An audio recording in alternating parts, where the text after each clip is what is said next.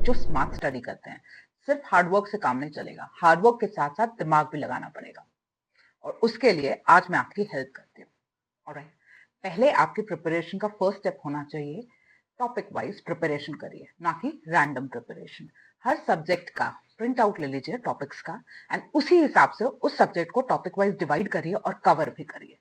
Maths हो गया आपका, अगर आप उसको कवर करना चाहते हैं तो वीक 1 में आप लिख रखिए कि अलजेब्रा आप सॉल्व करेंगे, वीक 2 में आप ट्रिग्नोमेट्री करेंगे, एंड वीक 3 में आप कोऑर्डिनेट ज्योमेट्री करेंगे, समथिंग लाइक दैट। ओके, देखिए इससे क्या होगा, आपका एक टॉपिक कंफर्म हो जाएगा, आप उसको टिक कर पाएंगे। एंड जब वो टॉपिक आप पूरा कवर कर लेते हो, then you are suppose to do previous year questions on that topic, उसको आप सॉल्व करिए। उससे आपका स्ट्रॉन्ग होल्ड हो जाएगा उस टॉपिक पे, कंप्लीट हो जाएगा वो। And you know why previous year questions are important, because NDA की प्रिपरेशन आपकी 100% तभी हो पाएगी व्हेन यू सी कि प्रीवियस ईयर क्वेश्चंस क्या आते थे। बिकॉज उससे ना 3 चीजें आप क्लियर हो जाती हैं आपके प्रीवियस ईयर क्वेश्चन से। पहला, आपको एग्जाम का लेवल समझ में आने लगेगा कि किस टाइप से क्वेश्चन आएंगे इस टॉपिक में। ऑलराइट, सेकंड, आपको क्वेश्चंस का पैटर्न समझ में आएगा, किस टाइप से क्वेश्चन फ्रेम होते हैं। एंड थर्ड, इंपॉर्टेंट टॉपिक्स भी समझ में आने शुरू हो जाएंगे।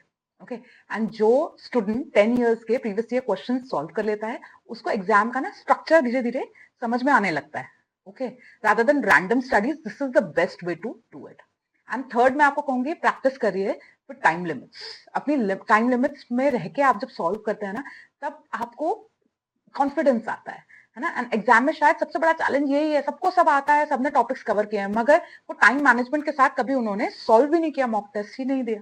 मैथ्स हो गया, गैप पेपर हो गया, दोनों 2.5 घंटे के होते हैं। ठीक है, अगर आप उस पेपर को 2.5 घंटे में कंप्लीट कर ही नहीं पाए, तो आप मार्क्स कैसे स्कोर करोगे? और घर आके आप बिना प्रैक्टिस किए अगर आप एग्जाम हॉल में जाते हो, तो 100% आप अचीव नहीं कर पाओगे अपना गोल, जो कि है आपका कट ऑफ रीच करना एनडीए में। Okay, so that is why time bound manner में मॉक टेस्ट की प्रैक्टिस करिए।